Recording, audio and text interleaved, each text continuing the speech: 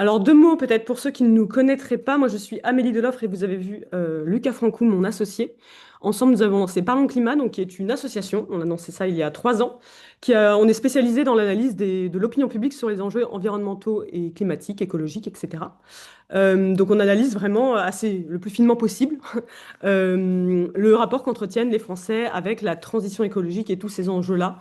Et notamment, on se penche notamment sur les groupes sociaux ou les Français en tout cas qui seraient les moins engagés, ou voire complètement réfractaires, puisqu'on a travaillé aussi sur les climato-sceptiques et on essaye de comprendre quels sont les freins, quelles sont les crispations, pourquoi ça génère des crispations et y a-t-il d'autres leviers de motivation à activer. Notre travail, il a une visée, donc c'est notamment cette étude. On fait des études relativement courtes, elles durent 3 à 6 mois. C'est des études qui sont vraiment pensées pour l'action, pour orienter, éclairer et nourrir les stratégies de nos partenaires, qui sont les grands acteurs qui travaillent sur la transition écologique, la société civile, les journalistes, les gens qui font du plaidoyer, etc. Donc voilà ce à quoi nous servons. On sert un petit peu de vigie, on prend de la hauteur un petit peu sur la réception. On analyse la réception qui est faite de la transition écologique. Voilà, et on a donc étudié les seniors parce que parti pris qu'on entend parfois ou cliché un petit peu de se dire mais en fait les seniors sont pas du tout engagés, ils se fichent du climat, en plus ils ont abîmé la planète et nous quand il y a des discours comme ça, bah, ça nous intéresse notamment parce qu'on parle quand même d'une grosse partie de la population et la transition on y va ensemble ou on n'y va pas tous ensemble donc il était important pour nous de creuser cela.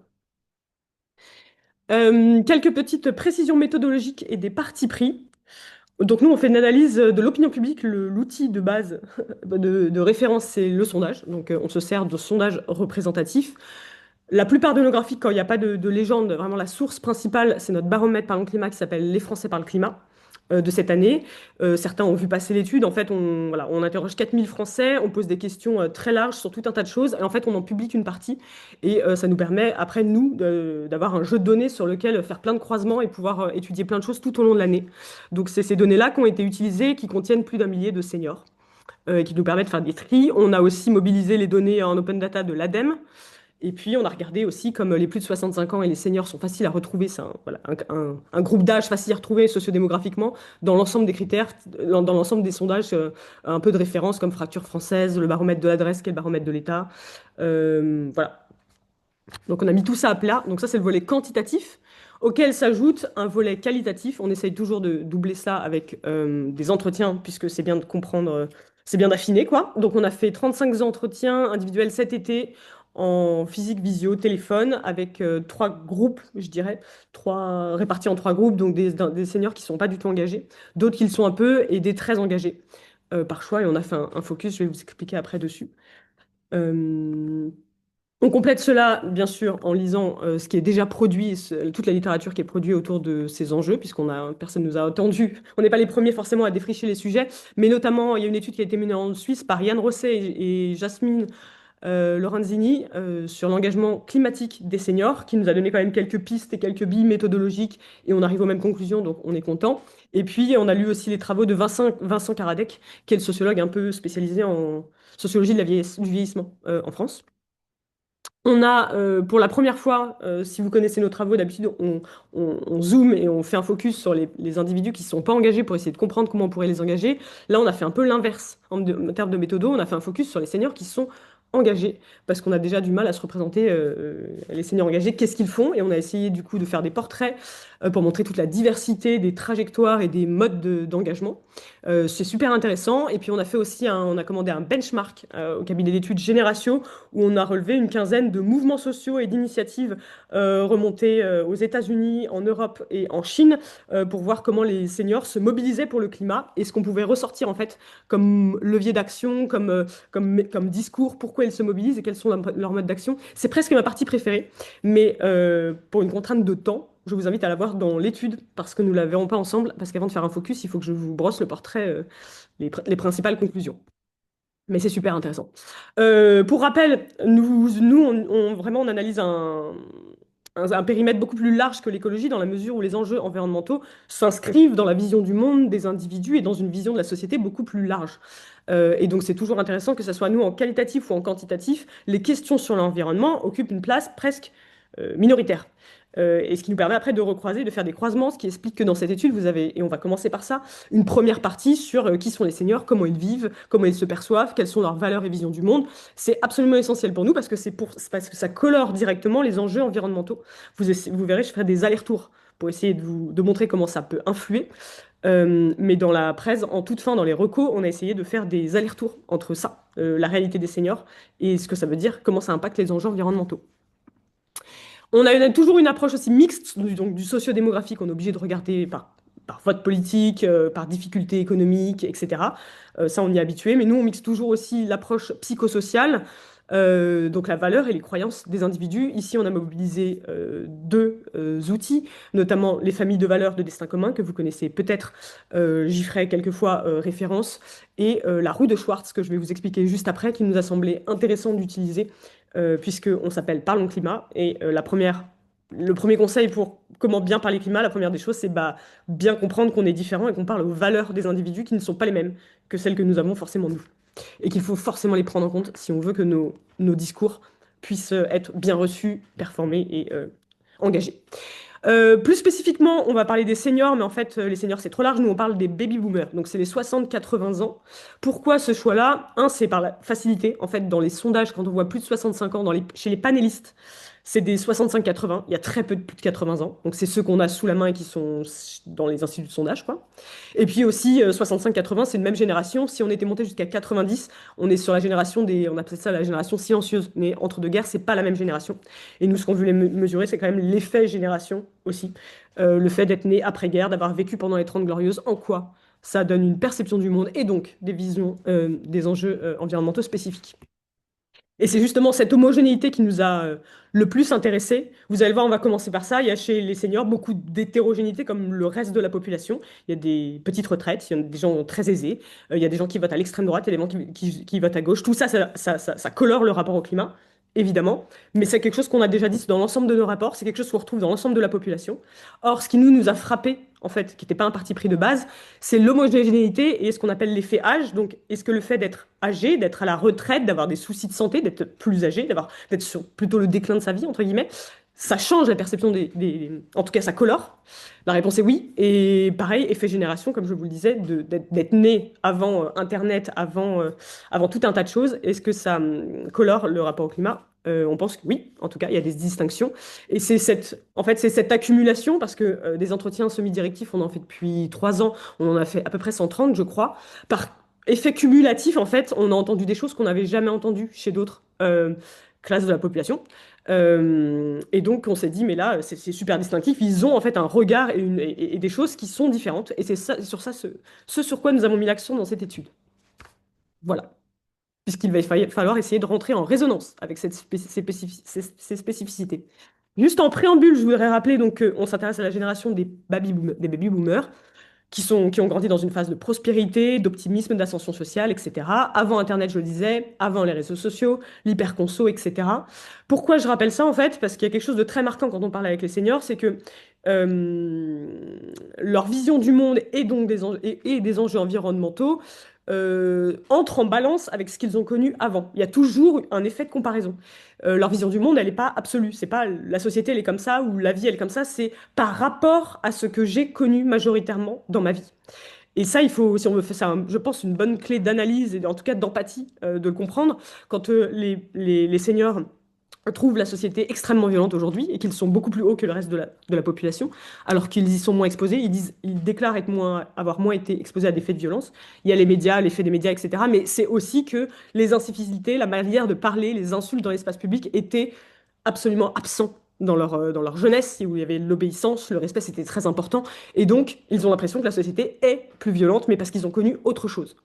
Pareil sur les enjeux écologiques, la viande, arrêter de manger de la viande. Eux, ils ont connu une époque où leurs parents devaient absolument trouver de la viande parce qu'il fallait manger de la viande pour être en bonne santé. Et donc, même si on n'avait pas d'argent, il fallait absolument.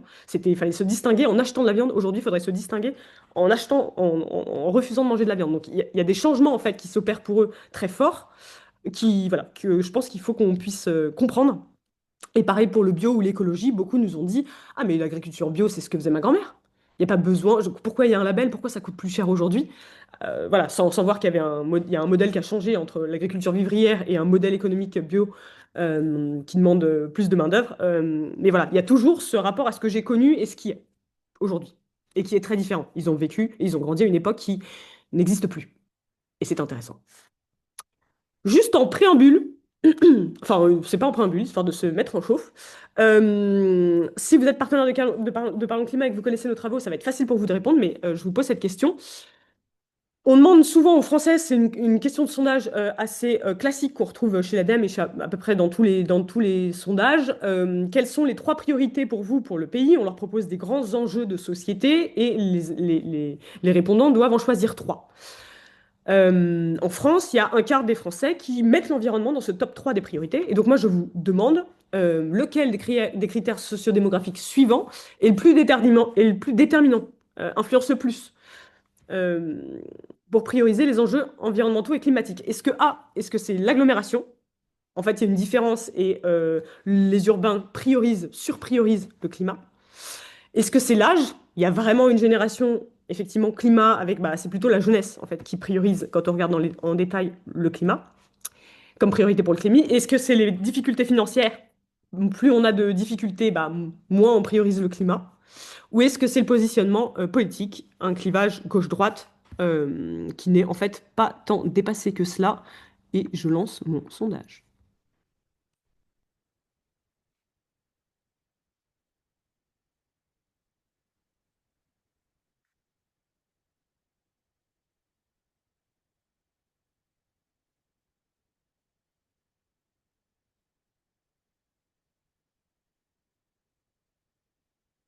C'est intéressant.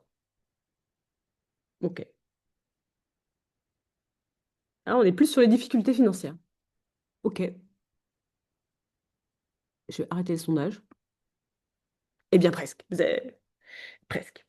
Euh, Ah oui, j'avais pas vu que je pouvais partager les résultats. Désolé, c'est la deuxième fois que je fais un sondage, donc je pense que là, vous avez les résultats qui s'affichent. Voilà.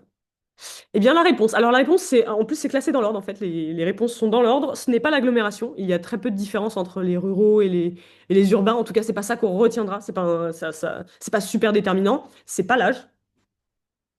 Et notamment, en fait, quand on regarde, donc là, c'est la priorisation dont je vous ai parlé. La moyenne française sur notre sondage, c'est 27%. Vous voyez que les seniors, donc les 65-80, sont à 29, les plus jeunes à 24. On est sur 5 points d'écart. C'est des chiffres qui varient. L'ADEME a parfois l'inverse, où c'est les jeunes qui passent juste devant. Ça évolue dans le temps. On peut pas dire que ça soit super fort, super significatif. Nous, c'est pas quelque chose qu'on retient. Vous me direz pourquoi est-ce que vous avez fait une étude sur les sondages alors? Mais c'est ça qui est intéressant. C'est pas forcément, il y a pas, la pertinence ne se porte pas sur l'âge pour comprendre la priorisation du sujet climat. En revanche, effectivement, il y a un enjeu sur les difficultés financières. Donc là, c'est exclusivement sur les seniors. Vous voyez qu'il y a 61% des seniors qui disent ne pas avoir de soucis ou quasiment jamais à régler leurs factures en fin de mois. Ceux-là, 32% priorisent l'environnement, le mettre dans leur top 3. Et c'est un peu plus bas quand on regarde chez les individus qui ont la plupart du temps du mal à payer leurs factures ou de temps en temps. Mais là où il y a une grande différence, c'est sur le positionnement gauche-droite. Donc on demande aux individus de s'auto-positionner entre 1 et 10, 1 le plus à gauche, 10 le plus à droite. Et effectivement, là où il y a le plus de différence, comme vous le voyez, c'est à droite. Donc les individus qui se mettent 8, 9, 10. Ils sont 35% chez les seniors et ils ne sont que 17%. La priorisation s'élève à 17%. C'est le taux qu'on retrouve, par exemple, si on prend ce même sondage et on le regarde juste sur les électeurs RN, donc on a aussi plus d'un millier d'électeurs RN, on est à 15%. Donc on est à peu près sur les mêmes chiffres. Donc l'idéologie politique, et ça, on le répète assez, c'est un prérequis pour comprendre la priorisation du sujet climat dans notre société, il y a effectivement l'idéologie politique joue à plein, beaucoup plus que l'âge. Donc tout ça pour vous dire qu'effectivement, quand on va revenir là-dessus, il y a effectivement chez les seniors, et on l'a très bien entendu, du discours anti-écolo qui vient de l'extrême droite. On a des gens très à gauche et donc ils vont être forcément plus pour l'écologie, etc. Ça, on est capable de le sentir, de le savoir, on l'a tellement rencontré en entretien on le voit et on l'identifie. C'est pas sur ça qu'on va revenir parce que c'est pas une spécificité aux seniors. Nous, on s'intéresse d'abord davantage aux spécificités des seniors. Mais voilà, c'était pour rappeler ça. Il y a les mêmes déterminants, l'idéologie politique et les difficultés financières chez les seniors comme chez le reste de la population. La réalité des seniors, juste quelques grands repères à avoir en tête. Là, c'est pas les baby boomers, c'est les plus de 65 ans, parce que c'est les catégories de l'INSEE. Donc c'est quand même 62, pardon, c'est quand même 22% de la population. Donc c'est une part importante de la population.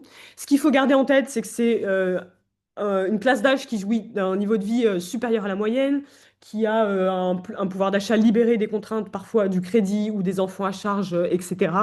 Et quand on regarde le rapport interdécile, il y a moins d'écart. C'est les écarts entre les individus dans cette tranche. Il y a moins de, voilà, il y a plus d'homogénéité en termes de niveau de vie chez les seniors. Bien sûr, il y a des seniors qui ont des petites retraites, etc. C'est parce qu'on dit, on regarde la moyenne.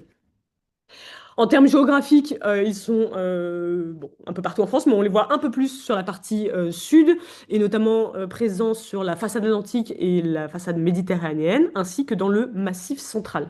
Les seniors sont un peu plus surreprésentés en milieu rural qu'en milieu urbain. Et l'INSEE nous dit que c'est un senior, un départ à la retraite sur 10, un senior sur 8, un senior sur 8 déménage à la retraite. On note aussi une forte empreinte de la religion. Donc ça, c'est le baromètre, l'observatoire du catholicisme. Donc il y a 60%, donc 6 seniors sur 10 qui se déclarent, qui s'autodéclarent catholiques. On peut dire aussi chrétiens, parce qu'on a beaucoup entendu parler de la religion. Beaucoup ont reçu une éducation chrétienne. Et c'est super important, parce que derrière, il y a des valeurs, parce qu'il y a une vision de la vie. Et dans la mesure où, en plus, ces valeurs peuvent se retrouver et être en adéquation avec la transition écologique. Donc, important à avoir en tête. Les seniors sont aussi des grands-parents, surtout, avant tout, aussi. On est en moyenne en France grands-parents à 54 ans. Et puis les seniors, ils sont très actifs, on va y revenir, dans la vie politique, dans le local, dans le lien local, que ce soit ils déclarent être plus en lien avec leurs voisins, faire du bénévolat, etc. Et puis dernière chose, peut-être repère comme ça à avoir en tête, donc c'est l'utilisation des familles de destin commun dont je vous ai parlé, donc destin commun qui sur la base de 70 questions de psychologie sociale, donc qui évalue la vision du monde et les valeurs des individus, répertorie classifie les individus en 6 familles de valeurs qui ont des visions et donc qui portent des lunettes pour voir la vie assez différente. Et donc, on vous a pas mis les chiffres exacts parce que ça bouge d'un sondage à l'autre. Ce qui est plus intéressant, c'est pas d'avoir le sondage exact, mais la proportion. Et on voit que du coup, il y a majoritairement des identitaires. Plus 13% par rapport à la moyenne française chez les seniors. La deuxième famille de valeurs sont les stabilisateurs, qui sont aussi surreprésentés, et les laissés pour compte. Voilà, c'est pour vous donner des grands repères. On a demandé aux seniors ce que ça leur faisait d'être seniors, comment ils vivaient leur vie aujourd'hui, comment ils se pensaient dans la société. En premier lieu, généralement, évidemment, il y a toujours des différences chez les seniors, mais grosso modo, on a des individus qui se sentent libérés dans la mesure où ils ont du temps non contraint, ils peuvent en faire ce qu'ils veulent, et évidemment, plusieurs disent dans la mesure, c'est sous contrainte d'avoir effectivement le loisir d'avoir de la santé et aussi de l'argent pour pouvoir faire des loisirs, quoi. Mais grosso modo, c'est moins de contraintes et une vie réinventée. C'est des individus aussi qui se sentent privilégiés, donc c'est pas tant économiquement, mais c'est surtout, comme je vous disais, au regard de leurs enfants, de leurs petits-enfants, dont ils s'aperçoivent que les conditions de vie se sont durcies, qu'ils ont moins accès à la propriété et à l'ascension sociale. Eux qui sont restés, je l'avais oublié, mais quand même en entretien, les trois quarts sont restés 40 ans dans la même boîte et disent être rentrés par la petite porte et avoir évolué. Voilà, deux monsieur, je crois, m'ont dit, moi j'ai vécu à une époque où on savait que demain serait mieux qu'aujourd'hui, toujours, toujours. Voilà. Et puis sur certaines questions de sondage, type c'était mieux avant, les seniors sont toujours plus hauts que le reste de la population. Ils sont plutôt aussi satisfaits de leur vie, donc 68% s'estiment satisfaits de leur vie, donc c'est plus 11 points par rapport aux moins de 35 ans. Là aussi, il y a un écart, et pareil, d'autres questions de sondage, type est-ce que vous avez des prises sur votre vie, vous vous sentez en maîtrise de votre vie? La réponse, ils sont plus hauts que le reste de la population. Dans les points négatifs, on a noté la perception d'être quand même déconsidéré. Euh, voilà, ils ont l'impression d'avoir emmagasiné de l'expérience, des connaissances, d'avoir fait une vie, d'être parfois des témoins, voilà, de grandes choses, et qu'on les sollicite pas assez. Beaucoup sont revenus sur la fin de leur travail et de leur carrière, où ils auraient aimé transmettre aux jeunes qui arrivaient. En fait, ça n'a pas été le cas. Ils sont revenus naturellement là-dessus. Et puis aussi, voilà, quand on essaye de donner quelques conseils à la jeune génération ou à ses petits-enfants, c'est pas toujours repris, c'est toujours pas bien reçu. Donc le fait d'être déconsidéré, voilà, dans notre société avec un gros bagage, mais de ne pas pouvoir en faire profiter les autres.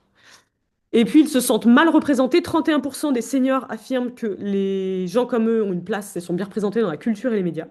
Alors que vous voyez que c'est 52% chez les 25-34. Euh, on l'avait déjà remonté un peu aussi quand on avait fait notre étude sur les laissés pour compte. C'est important parce qu'en plus, les seniors, vous allez le voir après, c'est quand même des grands consommateurs de médias, ce qui fait ne se voient pas dans les médias, ni à la télé, ni dans la presse. Et on sait qu'on a un enjeu là-dessus de représentation, même pour la transition écologique, de montrer des gens qui s'engagent et qui nous ressemblent. C'est un levier d'action quand même, c'est un moyen d'engager les gens. Si on voit que des individus jeunes en manif, il est peu probable qu'on se sente appartenir et qu'on se dise, moi aussi, je vais faire ça parce qu'on ne se reconnaît pas. Quand on leur demande comment ils perçoivent leur rôle dans la société ou celui qu'ils aimeraient avoir, le premier qui revient, c'est ils ont un rôle d'aidant. Ils sont les piliers de leur famille, hein. Ils gardent leurs petits-enfants, ils donnent des sous un petit peu parfois si leurs enfants sont en difficulté, ils aident leurs parents à traverser les épreuves de la fin de vie. Donc ils sont là. Ils sont le relais dans leur famille. Ils ont aussi un rôle de transmission. Alors ça, c'est plus un rôle souhaité, comme je vous le disais. Ils ont envie de transmettre des valeurs, de l'expérience, la mémoire d'un autre temps. Voilà. C'est aussi les piliers de la vie associative pour ceux qui donnent de leur temps, et ils sont assez nombreux et qui sont bénévoles. Ils s'aperçoivent bien que les associations marchent notamment grâce aux seniors, donc ils se disent heureusement qu'on est là, comment va-t-on faire après si personne ne s'engage? Et puis il y a aussi un rôle de consommateur qui nous a été remonté, à savoir c'est vrai qu'on a du pouvoir d'achat, on peut se faire plaisir, sorties culturelles, loisirs, etc. On participe à faire tourner l'économie. Donc Thérèse, voilà, elle nous dit, notre rôle, c'est de transmettre, c'est d'être gardien de la famille, des choses comme ça. Et puis je me dis que sans les seniors, il n'y aurait pas beaucoup d'assauts qui fonctionneraient. Ici, attention, c'est le graphe le plus compliqué de l'étude, mais je vais essayer de passer ça du manomètre. On vous propose un outil qui est la roue des valeurs de Schwartz. Donc Schwartz, il a travaillé en psychologie sociale et il a identifié 10 valeurs dites universelles dans la mesure où on les retrouve chez tout le monde et dans toutes les cultures. Donc elles sont représentées ici, elles sont réparties en 4 pôles distincts. Donc vous avez le pôle conservation, où il y a des valeurs de sécurité, de conformité, de tradition qui sont très hauts chez les seniors. Donc c'est voilà, l'instinct de continuité, quoi. Vous avez la transcendance de soi, donc l'altruisme, dépasser soi-même, c'est s'intérêt propre avec la bienveillance et l'universalisme qui sont hauts chez les seniors et je vais y revenir après. Vous avez l'ouverture au changement et l'affirmation de soi, donc avec des valeurs d'autonomie, de stimulation, de réussite, de pouvoir, des choses un peu plus mobilisées vers l'action, tournées vers l'action.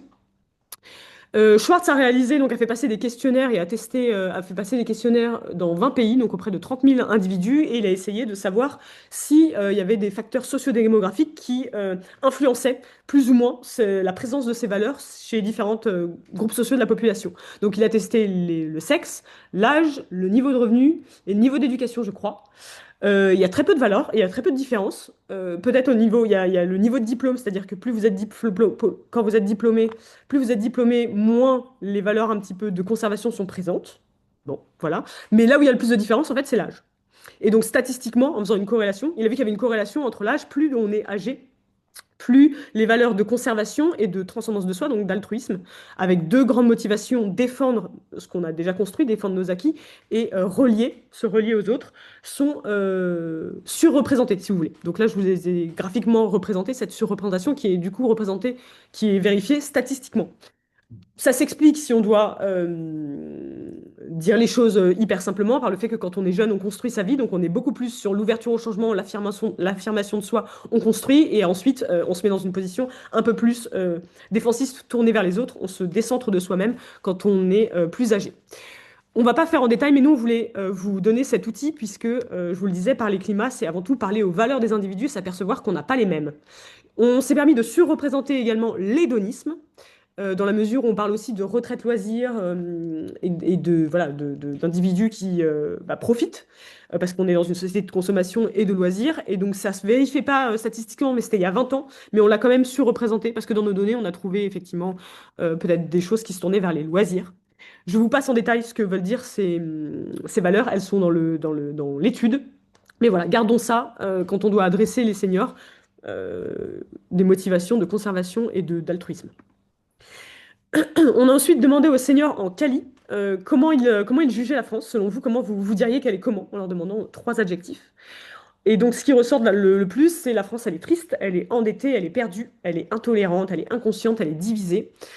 Ce qui ressort, et plusieurs nous l'ont dit, c'est qu'ils ont l'impression d'être à la fin d'une ère et le début d'une autre, qui contraste drastiquement avec celle qu'ils ont connue et celle qu'ils appréciaient. On a des seigneurs qui sont plutôt inquiets de la tournure que prenne le monde.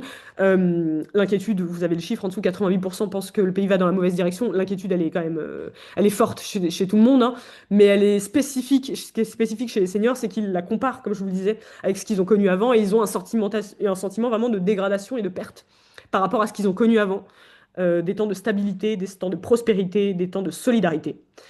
Et notamment dans ce qui contraste et ce changement d'époque, comme ils disent, ou ce changement d'une ère, il y a la disparition du vivre ensemble. Alors ils ne disent pas comme ça, eux ils parlent de avant on se parlait, on s'écoutait, on arrivait à discuter, à se mélanger. Aujourd'hui il n'y a plus et ça manque. Et ça c'est quelque chose qui ressort, quel que soit le bord politique des seniors avec lesquels on a parlé, et quel que soit le fait qu'ils soient engagés pour l'écologie ou non.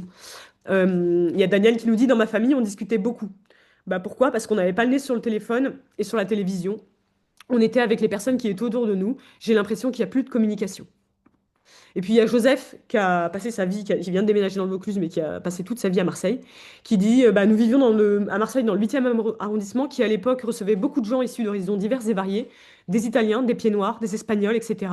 Mais nous vivions dans une très bonne ambiance. Le soir, nous sortions sur le pas pour discuter, chose que l'on ne voit plus beaucoup aujourd'hui, malheureusement. Et puis autre chose qui témoigne un peu de ce changement d'époque et qui les frappe, je dirais, c'est qu'eux ont grandi dans dans une sobriété quoi, assez forte, où on se contentait de peu. Alors le contenter, enfin, c'est vraiment un verbe qui ressort et qui est vraiment spécifique, on se contentait. Là où aujourd'hui on est vraiment dans une société actuelle où il y a le trop, notamment la société d'hyperconsommation, voilà, qui est pour eux quelque chose qui est frappant. Béatrice, elle nous raconte qu'à l'époque, bah, le crémier ambulant, il passait une fois par semaine. Le jeudi, on avait le droit à un yaourt. C'était un yaourt par semaine, mais on n'était pas malheureux, on s'en contentait. C'était bien, j'ai un peu la nostalgie de ce temps parce qu'aujourd'hui, on en a trop. Mon petit-fils, il a 6 ans, dans les magasins, il est toujours en train de dire, oui, mais moi, je veux pas parce que je veux ça parce que je l'ai pas. Oui, mais tu peux pas tout avoir. La société de consommation, c'est trop pour moi. Ou encore Nicole, 70 ans, qui nous dit, bah, moi je constate que les choses ont beaucoup, beaucoup évolué. Aujourd'hui, on court toujours après quelque chose. Quand on l'a, on court encore après autre chose. Ça me rend un peu triste parce que nous, on se satisfaisait de ce qu'on avait. Et donc, outre dire qu'il y a, on pourrait croire enfin, on pourrait se dire qu'il y a, il y a une fracture ou il y a un écart. Effectivement, les temps ont changé. Cela étant, il me semble quand même que l'éloge de la modération et dénoncer le trop-plein de nos sociétés et être en faveur d'un retour du lien social, c'est quand même des choses qui sont quand même tout à fait en adéquation avec la transition écologique ou une société écologique telle qu'on la voudrait, quoi.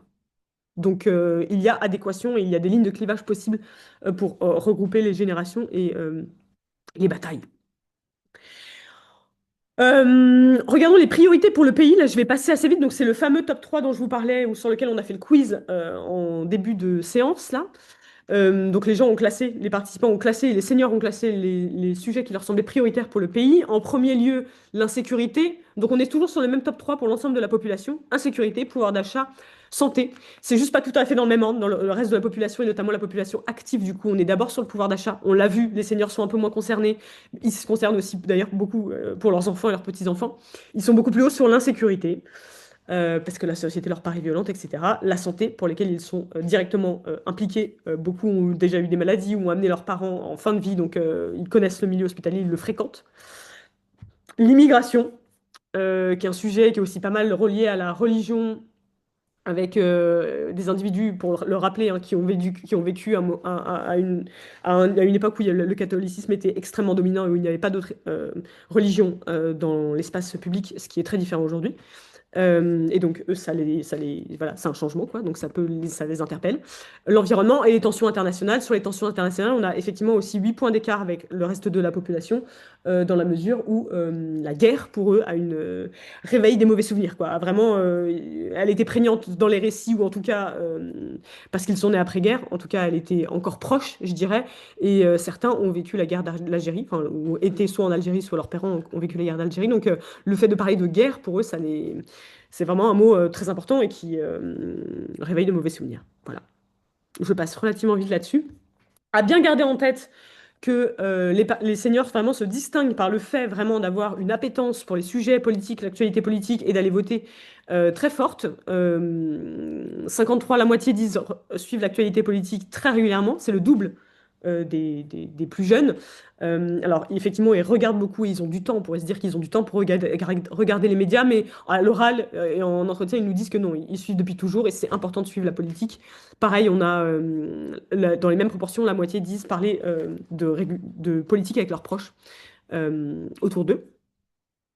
Et alors, je vous le disais, effectivement, la participation électorale, elle est assez record, la participation des seniors, bien qu'ils soient aussi, ils fassent aussi face à une vague de déception et de lassitude comme le reste de la population, mais ils s'astreignent encore à aller aux urnes pour plein de raisons, parce que c'est un droit, c'est un devoir, on s'est battu pour, c'est la première génération de femmes à avoir eu le droit de vote, et donc, certes, ils comprennent les jeunes qui ne vont pas voter, mais eux s'astreignent encore à y aller. Donc 80% quand même déclarent voter toujours, quel que soit le type d'élection. C'est le double par rapport aux moins de 35 ans, par exemple. Donc ça, c'est du déclaratif. Et quand on regarde les chiffres en termes d'usage, donc de l'INSEE, l'INSEE a répertorié donc, les votes systématiques aux élections de 2022. 2022, il y a eu deux votes, les présidentielles et les législatives. Donc là, c'est la part de la population qui s'est rendue, qui a fait les quatre tours, donc qui a été votée les quatre fois. Donc c'est la moitié des seniors qui ont été votés les quatre fois. Et c'est 20% chez les moins de 35 ans. Donc, les seniors sont une force électorale assez importante. Pour autant, je vous le disais, ils ne sont pas dupes et ils ne sont pas satisfaits, en tout cas, de ce qui se passe en politique. Thérèse nous dit, ça fait des années que je ne vote plus pour quelqu'un, je vote contre, et je commence à en avoir ras-le-bol de voter contre. Je me demande si je vais continuer à voter, alors que j'ai défendu le droit de vote, alors que pour moi, c'est quelque chose d'important. La critique de la classe politique, elle est légion chez les seniors, hein. Les principaux reproches, c'est le personnel politique qui est préoccupé davantage par ses intérêts personnels. Le 2, c'est on est sur des conflits et des querelles. En fait, il y a des bonnes idées à droite ou à gauche. On peut même pas en discuter parce qu'on est pris dans des conflits idéologiques et on se met sur la tronche les uns et les autres. Mais voilà, on n'avance pas. On n'avance pas. Il faut parler, décider, avancer. Et là, on n'avance pas. Et puis, des individus qui sont coupés, une élite qui est coupée des réalités des Français. Voilà. À bien avoir en tête également, c'est que les seniors, c'est un électorat qui penche à droite. Ici, vous avez les votes au premier tour des législatives. Donc, vous voyez qu'il y a à peu près 30% qui votent ensemble et 30% qui votent RN. Voilà, si vous le comparez au reste de la moyenne française, vous voyez qu'en fait, sur le RN, on est au même niveau que le reste de la population française. Sur ensemble, il y a une surreprésentation, il y a plus 9 points, il y a un survote chez les seniors bah voilà, d'ensemble. Et d'ailleurs, on a à peu près la même baisse sur NFP, si vous voyez, à peu près proportionnel. Et quand on regarde en détail la différence, on essaye la différence entre les retraités CSP+ et CSP-, on s'aperçoit qu'il y a une petite différence, effectivement, que les CSP+ survotent ensemble et que les CSP- ont tendance à survoter pour le RN. Voilà, donc c'est la droite, mais c'est pas tout à fait la même droite, quoi, mais à bien avoir en tête. Autre et dernière information sur les seniors, autre que l'environnemental, purement environnemental, c'est que les seniors sont des grands consommateurs de médias. La télévision et les JT restent incontournables. Voilà, donc on a 83% des seniors qui disent regarder tous les jours ou presque la télévision. Ils sont beaucoup plus hauts, vous voyez, que le reste de la population française, 41% la radio. Et donc on est sur les chaînes hertziennes, les JT de France Télévisions notamment, TF1, M6, et on a quand même un quart des seniors qui vont sur les réseaux sociaux, et notamment sur Facebook, principalement. Et la presse, bien sûr, et la presse PQR, très important, la presse PQR. Ok, je regarde mon timing. Quid de leur rapport aux enjeux environnementaux?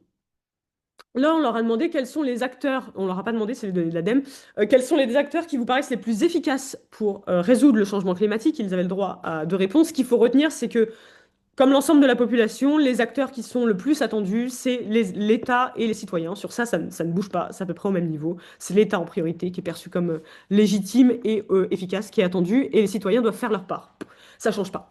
Là où il y a quelque chose d'un petit peu différent, c'est, vous voyez qu'en troisième position, on a les instances internationales, 38%. C'est plus haut et beaucoup plus haut que les jeunes. Les seniors, et on le verra aussi par ailleurs, ont une attente vraiment des instances supranationales, réglementaires, assez fortes.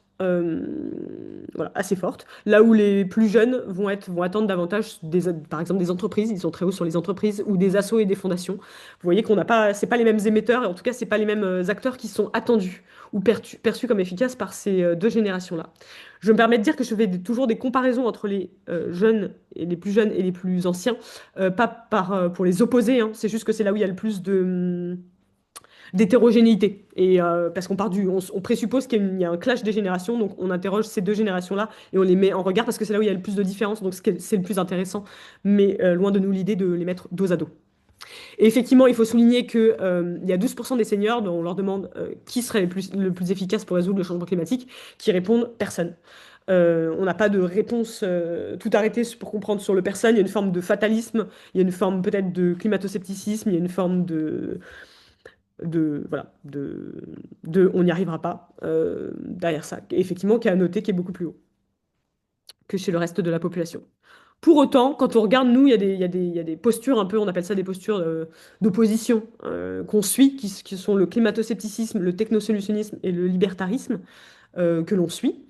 Ce qu'on voulait vous dire en préambule, ceux qui ont lu l'étude sur le climato-scepticisme le savent, c'est pas parce qu'on, là c'est une question à chaque fois, c'est pas parce qu'on coche la case, on tombe dans la case climato-sceptique, technosolutionniste ou libertarisme, qu'en fait on est opposé à toute la transition, à l'ensemble des politiques climatiques, qu'on fait rien de son côté et qu'on s'en fiche. C'est pas du tout ça et on l'a démontré dans notre étude sur les climato-sceptiques et on aurait la même chose chez les technosolutionnistes. C'est un angle de vision effectivement qui peut être un frein, donc on le suit quand même et c'est important. Pour autant, voilà, le rapport aux enjeux environnementaux n'est jamais monolithique. Tout le monde ne coche jamais toutes les cases. Ça ne fonctionne pas d'un même bloc. Jamais. Donc effectivement, il y a 37% de climato-sceptiques chez les seniors. On l'avait vu, il y avait plus de climato-sceptiques chez les seniors. Beaucoup moins chez les moins de 34 ans, 26%. Cela étant, presque la proportion s'inverse quand on regarde le technosolutionnisme, où on a demandé aux individus si il n'était pas utile de changer les modes de vie, puisque les avancées technologiques nous sauveraient. 33% des moins de 35 ans sont d'accord avec cela, contre 18% chez les seniors. Donc là aussi, c'est une différence générationnelle euh, que l'on peut noter.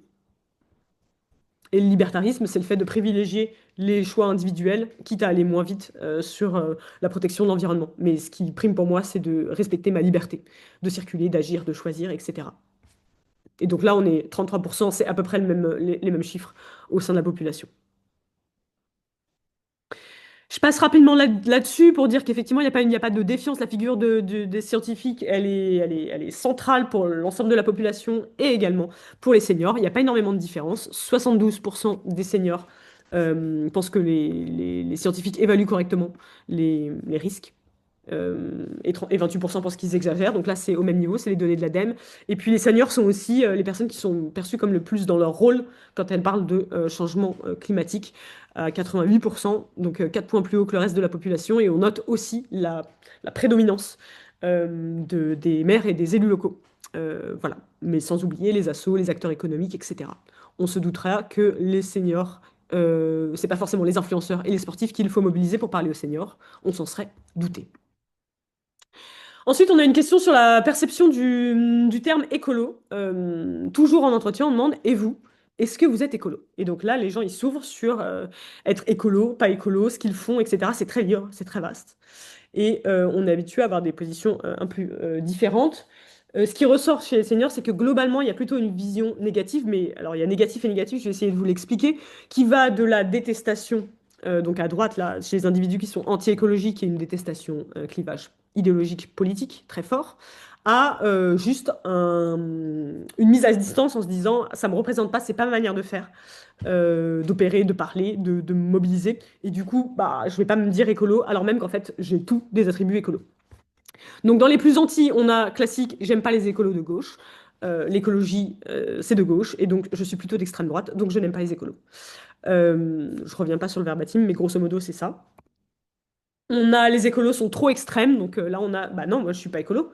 Je fais attention, mais attention, moi je suis pas fanatique. On a eu aussi taré et extrémiste. Voilà, donc ça voilà, ça c'est vraiment de la contestation idéologique, quoi. Ça ne devrait pas être un parti politique, donc ça c'est celui qu'on a le plus entendu et qu'on entend un peu chez tout le monde, sachant que l'idéologie, enfin le parti, les écologistes est arrivé dans les années 70, voilà, il y a des écolos qui se sont présentés, donc ils ont vu, si vous voulez, l'écologie devenir presque un parti politique ou un axe politique, et beaucoup se disent mais ça ne devrait pas, ça devrait être dans tous les partis. Donc c'est un peu insupportable que ça soit devenu un parti, et je ne suis pas d'accord.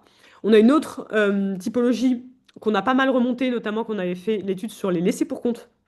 Donc des gens qui sont un peu contraints et qui aimeraient, qui aspirent à être reconnus, à faire des choses écolo, mais en fait qui n'ont pas les moyens, et donc ils se distancent et ils deviennent presque critiques. Moi, je suis pas écolo parce que l'écologie, c'est aussi de l'économie, et je roule en voiture diesel. Et non, je ne roule pas en voiture, en vélo électrique. Notamment parce que cette femme, elle habite en milieu rural et elle ne fait pas tout en vélo. Donc, comme elle est obligée d'avoir une voiture, elle dit, bah non, je suis pas écolo, mais il y a un peu d'amertume dans sa voix.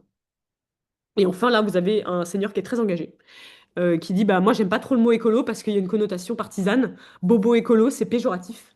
Quand les gens me disent, bah qu'est-ce que vu ce que tu fais, t'es écolo, je dis, bah non, non, je suis pas écolo, je suis là pour éveiller les consciences, aider les gens à faire en sorte qu'ils changent leur manière de vivre, parce que la vie sur Terre va pas pouvoir continuer comme ça, mais non, je suis pas écolo. Voilà. Euh, et donc, quand on regarde, on mesure aussi la sympathie ou non vis-à-vis du mouvement écologiste. Les seniors, à 54%, ont peu ou pas de sympathie pour le mouvement écologiste versus 39% de la population. Là encore, le fait de déclarer ça, ça ne veut pas dire qu'on est anti, ça ne veut pas dire qu'on anti tout, ça ne veut pas dire qu'on est sur de la détestation, etc. C'est juste qu'on ne se reconnaît pas.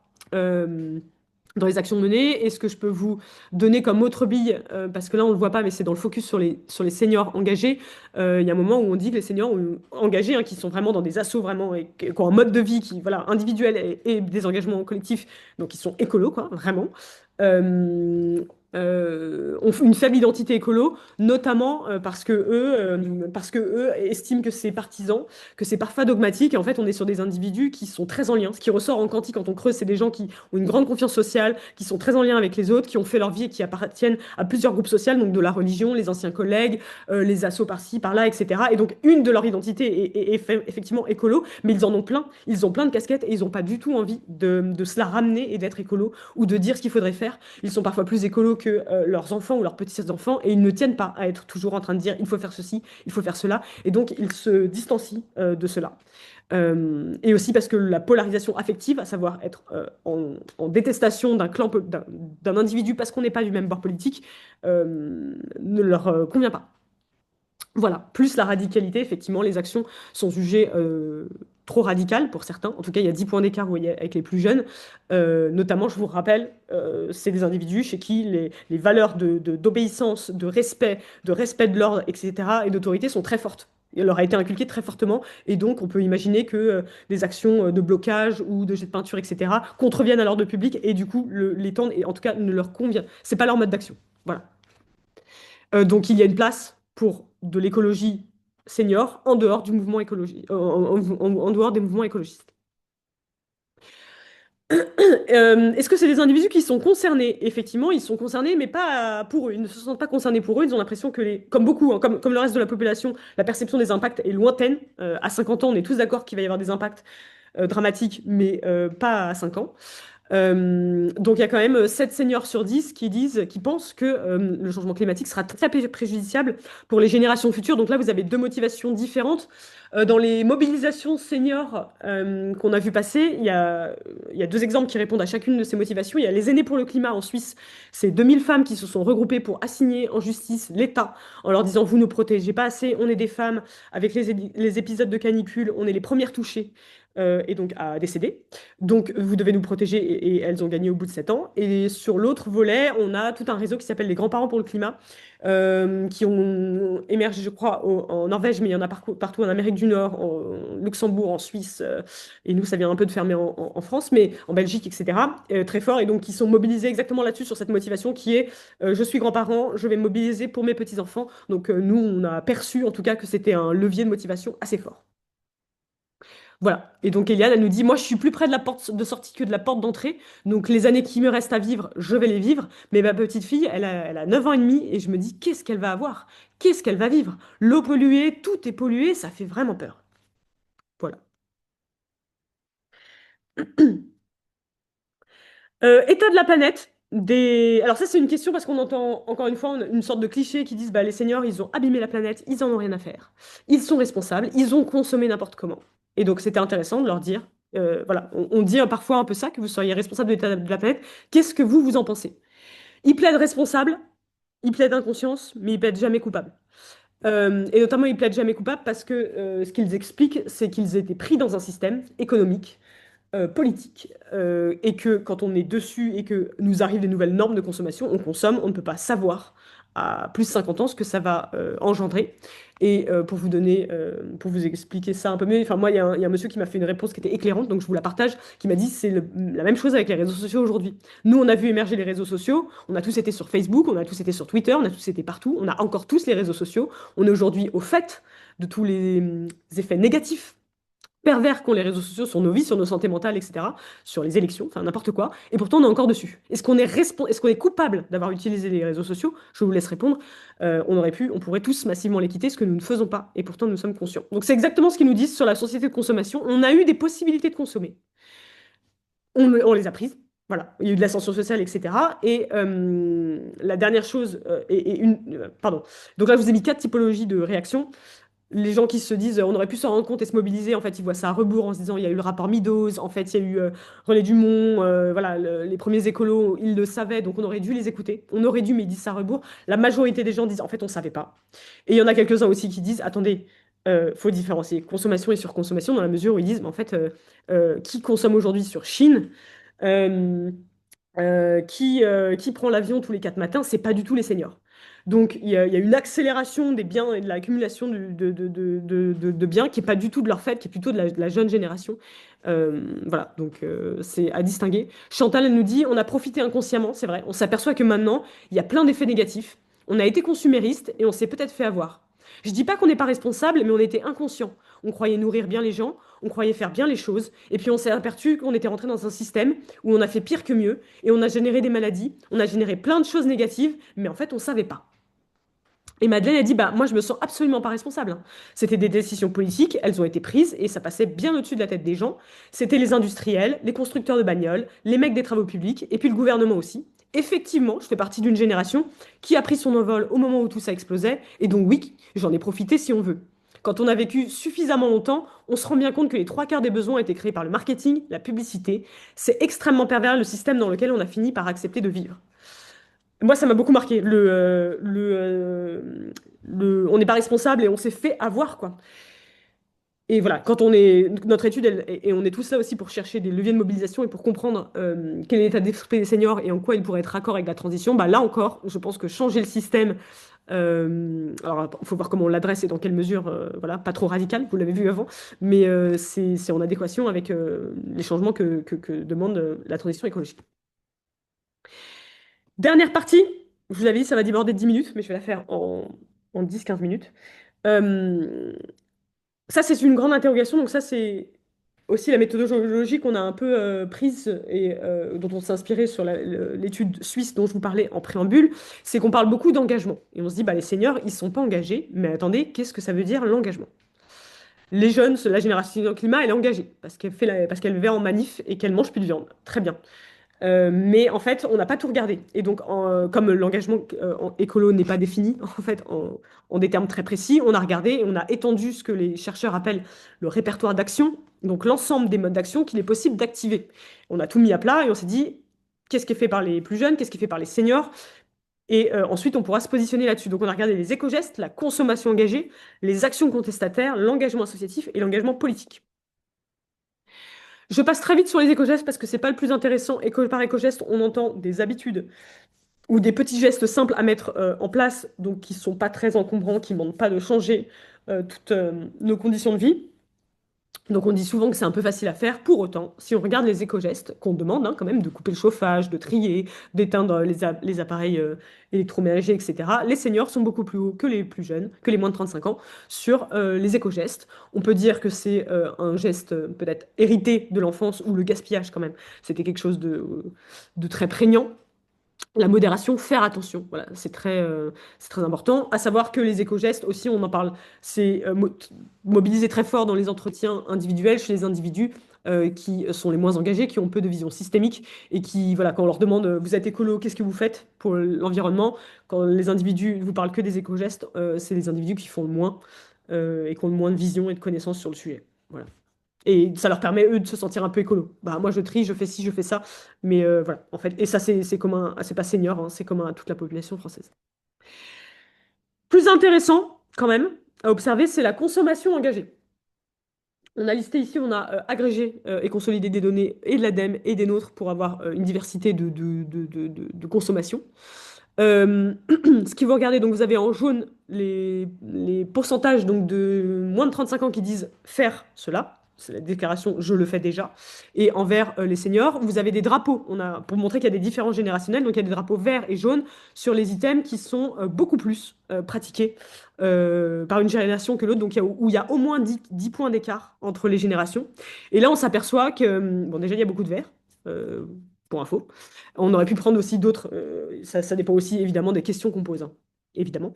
Mais les seniors sont beaucoup plus hauts sur de la consommation locale, éviter d'acheter des produits loin, de se faire livrer en e-commerce, et sur le consommer moins, manger des fruits et des fruits et légumes de saison. Donc tout ça, les seniors sont bien plus hauts. Et les jeunes vont être plus prompts à adopter des nouveaux moyens, des nouvelles normes de consommation. Par exemple, ici, l'autopartage, le covoiturage, qui reste quand même minoritaire, hein, c'est 27%, mais il y a une grande différence avec les seniors. Et par exemple, l'achat de seconde main. Donc, tout ce qu'on voyait à savoir est-ce que l'âge détermine le niveau de priorisation, c'est pas pertinent. Par contre, quand on regarde en détail, effectivement, il y a des différences assez importantes sur les manières de s'engager et ce qui est fait en place par les plus jeunes et les plus anciens. Mais ce qui est intéressant d'engager, et là je fais la propre critique des études d'opinion que nous faisons et que nous regardons et que nous suivons, c'est du déclaratif. Dans quelle mesure ces choix-là sont des choix de consommation vraiment engagés? Qui peut vraiment le dire dans la mesure en plus où on sait que c'est toujours, voilà, parfois c'est pour l'économique, mais en fait on se dit c'est pas grave, si les gens ils le font pour eux, pour leur santé, pour faire des économies, c'est très bien, à la limite ça sauve la planète. Est-ce qu'on a vraiment besoin que ça soit une revendication faite, point levé? Souvent on dit aux seniors, bah en fait les seniors ils le font parce que c'est une habitude héritée de leur enfance, donc ça compte pas. Bon, bah qu'est-ce qui compte et qu'est-ce qui compte pas? Ça c'est un point qui nous a intéressés. D'autant plus qu'on sait qu'on est plus prompt à adopter, à changer nos modes de vie, pas parce qu'on est engagé, mais surtout parce que l'alternative à faire, elle est proche de ce qu'on fait déjà. On va pouvoir se la réapproprier et dire, hop, je suis engagé, mais en fait, c'est un truc qu'on faisait déjà à peu près ou qu'on allait faire. Parce que les alternatives, elles sont accessibles, près de chez moi, géographiquement, euh, mais aussi financièrement. Je ne peux pas prendre les transports en commun si je suis en milieu rural. Voilà, donc c'est facile de déclarer les transports en commun quand j'habite dans une grande ville. Et parce que ces actions sont socialement valorisables, valorisantes, on est plus prompt à le faire. Et du coup, quand on part de ce principe-là, on s'aperçoit que les jeunes et les seniors, les moins de 35 ans et les plus de 65 ans, n'ont pas les mêmes réalités en fait. Et donc, n'ont pas forcément le même mode d'action. Si on regarde la baisse de consommation de viande, donc les seniors en déclaratif sont plus hauts à dire je le fais. Mais on ne sait pas d'où ils partent déjà, parce que les seniors, ils ont peut-être une habitude de consommation de 2 fois par jour, donc oui, ils ont peut-être réduit. Ils les ont réduits certainement pour des questions, c'est pas certainement, on l'a dans d'autres études, pour des questions de santé, là où les jeunes vont pouvoir le faire pour le bien-être animal, pour la cause environnementale ou pour des raisons économiques, donc on ne le fait pas pour la même chose. Je vous l'ai dit en préambule, les seniors, bah, ils se disent, bah, en fait, moi, on m'a appris qu'il fallait manger de la viande toute ma vie et que c'était même distinctif, que c'était bien, et voilà, quand on avait de l'argent, on s'achetait de la viande. Là, on change de distinction sociale, c'est compliqué quand même pour eux de s'ajuster. Donc il y a ça. Je vous l'ai dit sur les transports en commun, bah, en préambule, on a dit que les seniors, ils sont davantage en milieu rural, les plus jeunes en milieu urbain, dans les grandes villes. Bon, bah, les transports en commun, ils sont quand même largement présents dans les grandes villes. Sur le renoncement à l'avion, les seniors sont plus hauts, certes, bah, mais parce que est-ce qu'ils le prennent moins ou est-ce qu'ils le prennent plus? Qu'est-ce qu'il faut regarder en termes d'ordre de grandeur? Juste pour rappel, dans l'étude officielle donc sur les passagers aériens, qui est vraiment les statistiques de l'État, l'étude de référence qui est faite sur 45 000 passagers en 2023, les passagers aériens, les plus de 65 ans, c'est 6%. Et c'est 46% de moins de 35 ans. Donc les personnes qui volent, et si on prend en compte, puisqu'on cherche comment juger qui est engagé de ne pas engager en termes d'ordre de grandeur, l'avion, c'est les moins de 35 ans, c'est pas du tout les seniors. On pourra dire que les seniors prennent leur voiture pour déambuler partout, effectivement, parce que c'est la génération bagnole. La voiture a agrandi leur champ d'exploration, ils ont pu aller beaucoup plus loin et se déplacer. C'est exactement le même phénomène qui s'est produit chez les jeunes. Et ces deux générations-là ont du mal réciproquement à se passer de ces deux moyens de transport. Donc il y a de la différence. Et privilégier la seconde main, ah oui, c'est très très fort chez les plus jeunes, mais qui ont accès à Internet, qui ont une certaine valorisation, c'est un petit peu cool d'acheter de seconde main, d'aller en fripe, etc. Là où les seniors vont réparer ou beaucoup moins acheter. Faut-il mieux acheter trois t-shirts de seconde main qui arrivent en livraison de partout en France, voire d'Europe, ou ne pas acheter? Telle est la question. En tout cas, cette étude nous pose cette question. On a regardé ensuite les actions contestataires, donc on a suivi deux, le fait de participer à des manifestations et des pétitions. Les manifestations, ça reste quand même, c'est assez minoritaire hein, dans l'ensemble de la population, 16%. Effectivement, les moins de 35 ans vont davantage en manifestation que les plus seniors, pour plein de raisons. Ils trouvent ça difficile de rester debout, ils trouvent ça trop violent, c'est trop dangereux maintenant à leur âge. Et puis, la médiatisation des manifestations comme de la casse et des manifestations violentes fait que, je vous l'ai dit, la violence et perturber l'ordre public et pas trop dans leur état d'esprit, quoi. Et signer des pétitions, voilà, là on est à peu près, chez tout le monde, à peu près 4 sur 10 français, quelle que soit la génération. Ensuite, c'est bizarre qu'il faille le répéter, mais les seniors sont les piliers du monde associatif. Donc là, c'est des chiffres, on n'a pas de chiffres spécifiques sur l'associatif environnemental, hein. Donc on sait juste que les seniors sont beaucoup plus sur le caritatif, les plus jeunes vont être sur de la culture ou du sport. Voilà, des assos. Mais surtout, bah, voilà, les seniors sont les piliers dans la mesure où, bon, il y a un quart qui sont déclarés comme bénévoles, mais surtout, c'est qu'ils donnent beaucoup de temps, en fait. Que l'engagement, il n'est pas ponctuel, c'est pas une fois par an. Participer, c'est toutes les semaines. Il y en a 6 sur 10 qui donnent du temps toutes les semaines, plusieurs heures, voire plusieurs jours. Et surtout, il y a 40% des retraités bénévoles qui occupent des fonctions de direction, d'encadrement en tout cas, qui organisent des réunions, etc., qui prennent les choses en main. Et voilà, ça à avoir en tête, mais en préambule, quand on a fait cette étude, et moi ça m'a marqué parce que j'ai fait des entretiens en physique dans le sud, dans le Vaucluse et dans la Drôme notamment, où en termes d'introduction, je disais pourquoi on fait cette étude, voilà, parce qu'il y a une idée comme quoi la génération climat et les jeunes seraient très engagés et les seniors seraient en retrait. Je peux vous assurer qu'en milieu rural, les gens m'ont regardé avec des yeux ronds en disant vraiment, il y a vraiment des gens, l'air de dire, faut vraiment être déconnecté du terrain pour penser ça. Parce que les têtes grises sont vraiment partout. Enfin, au conseil municipal, dans les associations, dans le lien social, dans l'aide aux malades, partout, partout, partout. On ne voit que. C'est eux qui font tourner le lien social et l'entraide sur les territoires. Donc, c'est une évidence. Mais donc, c'est important de le rappeler.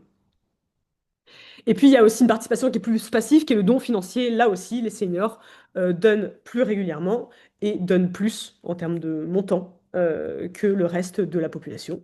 Peut-être aussi parce qu'ils ont plus d'argent, comme nous l'avons dit, et qu'ils ont plus de pouvoir d'achat. On a demandé quelles organisations ils soutenaient. Le caritatif ressort beaucoup, hein. La santé, aussi l'aide humanitaire et vraiment l'environnement arrivent à la fin sur des grosses organisations type France Nature Environnement, l'ONF ou Greenpeace. Mais voilà, les gens donnent davantage, et notamment le poids de la religion, Secours catholique, Petits Frères des pauvres, la mission évangélique, enfin voilà, pour là où vont les dons des seniors. Et enfin, l'engagement politique. On a regardé le soutien aux politiques climatiques, même représentation que tout à l'heure. Donc si vous regardez, le 50% c'est la ligne rouge. Quand on regarde rapidement, en fait, quelle que soit la couleur des ronds, jaune ou vert, grosso modo sur 13 politiques publiques, qui sont les 13 que soutiennent le réseau Action Climat, donc que nous on suit, elles sont quand même, la plupart sont majoritaires. Donc il y en a, les seniors en soutiennent 8,8 sur 13 en moyenne, statistiquement. C'est comme le reste de la population, donc il n'y a pas de différence. Par contre, si on regarde, on joue avec les couleurs, on s'aperçoit qu'il y a quelques différences, d'où le jeu des drapeaux, encore une fois, pour montrer là où il y a le plus de différences. Et on s'aperçoit qu'effectivement, les seniors, le réglementaire, le législatif est très fort. Il faut encadrer, il faut taxer, encadrer les échanges, limiter la publicité. Tout ça, ils sont très pour. Et les jeunes vont être plus sur le bio, la sortie du gaz. Ils sont pas pour, pas pour les interdictions de la voiture thermique, parce qu'en fait, c'est toute la population qui est réfractaire à cela, enfin, qui est beaucoup moins en soutien de cela, mais euh, en comparaison, les jeunes sont plus en soutien de ça, ils sont beaucoup plus aussi en soutien de la voiture électrique et l'adoption de la voiture électrique. Là encore, on pourrait se demander, voiture électrique, quand on est jeune, c'est la première qu'on achète, versus quelqu'un qui a 75 ans et qui doit recharger des batteries. Peut-on demander à tous les seniors d'avoir des voitures électriques? Enfin, voilà. Qui explique qu'on n'est pas tous, que les générations sont pas toutes au même niveau. Et ces écarts-là, effectivement, il y a une coloration. Voilà, il y a une coloration générationnelle. Et puis, effectivement, les seniors sont en soutien, voire en demande de mesures réglementaires et politiques assez contraignantes. Ils croient vraiment assez fortement à ce levier-là. On peut estimer peut-être, en tout cas, expliquer ça sur le fait qu'ils aient vécu pendant une... Il y avait l'État-providence. Ils ont vécu une majorité de leur vie où l'État était très fort, où l'État est perçu comme légitime, efficace pour résoudre les problèmes de société. Et donc beaucoup disent, bah voilà, il faut des règles. Bon, si on n'est pas d'accord, c'est pas grave. Les politiques, il faut juste qu'on se mette d'accord, on prend des mesures et on avance.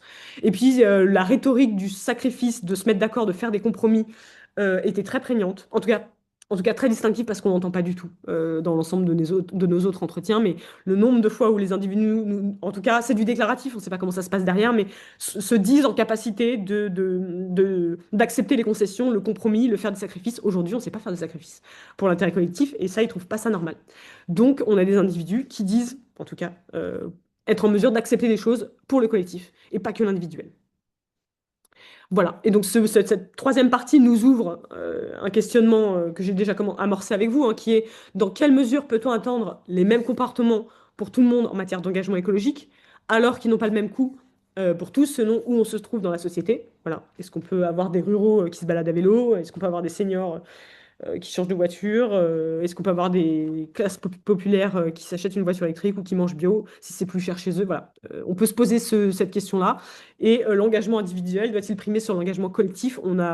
Quelle est la théorie du changement à laquelle on croit?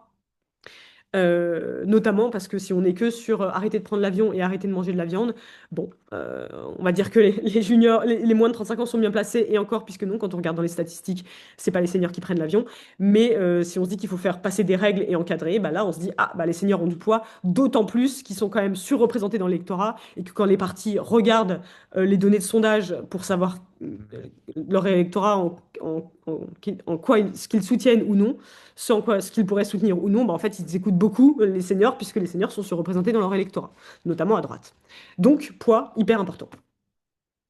En termes de conclusion, et je vous invite vraiment à lire la partie 4, qui est vraiment super sur les seniors engagés. Les seniors, c'est une classe d'âge hétérogène comme les autres, vraiment. Voilà, il y a des distinctions, de l'idéologie politique, etc. Mais quand même, il y a des effets âge et génération assez forts. Quand on regarde finement, en fait, il y a une diversité. Et en fait, c'est peut-être une richesse. Il y a peut-être à penser de la complémentarité. Il y a le clivage générationnel n'a pas lieu d'être.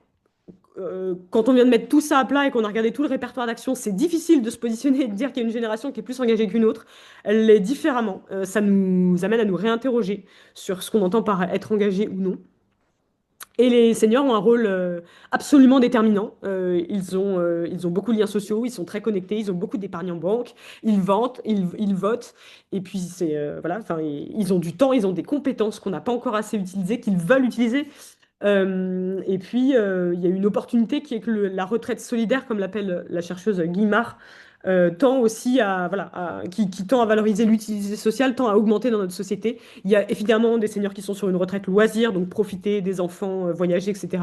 Mais il y a aussi cette retraite solitaire, là, de vouloir donner du temps qui est importante. Et donc, notre point de vue, nous, chez Parlons Climat là-dessus, pour dézoomer, bah, ça reboucle parfaitement avec ce qu'on a dit un petit peu sur le pivot majoritaire. Pour ceux qui ont suivi, c'est qu'on est à un moment ou à une étape où on doit pouvoir élargir notre conception du soutien à l'écologie et de ce que c'est être écolo.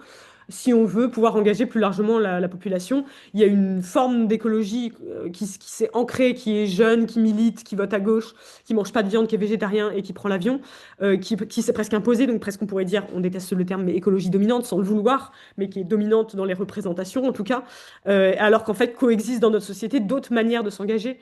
Et notamment pour avoir fait un focus sur les seniors très engagés, ils sont engagés de toutes parts, quoi, et c'est magnifique. Sauf que bah on les voit pas, on se dit pas qu'ils sont écolos, ils se sentent pas appartenir, on les valorise pas. Et pareil pour les classes populaires, par exemple, qui vont avoir des pratiques de sobriété. Et donc on en est là, on en est rendu là. Donc élargissement, élargissement aux seniors, mais pas qu'aux seniors. Et puis, il y a des lignes de clivage. Quand même qu'on retrouve. On a parlé beaucoup de modération, ça veut dire aussi sobriété, on dit la même chose. Une ligne de clivage autour de la consommation ou de la justice sociale, la solidarité, etc. Tout ça, il y a du commun en fait entre les générations et on est capable de parler le même langage. Il faut juste revoir un peu nos éléments de langage et regarder ce qu'on met derrière les mots, mais il y a du commun. Et voilà, nous on croit beaucoup à ça chez Parlons Climat.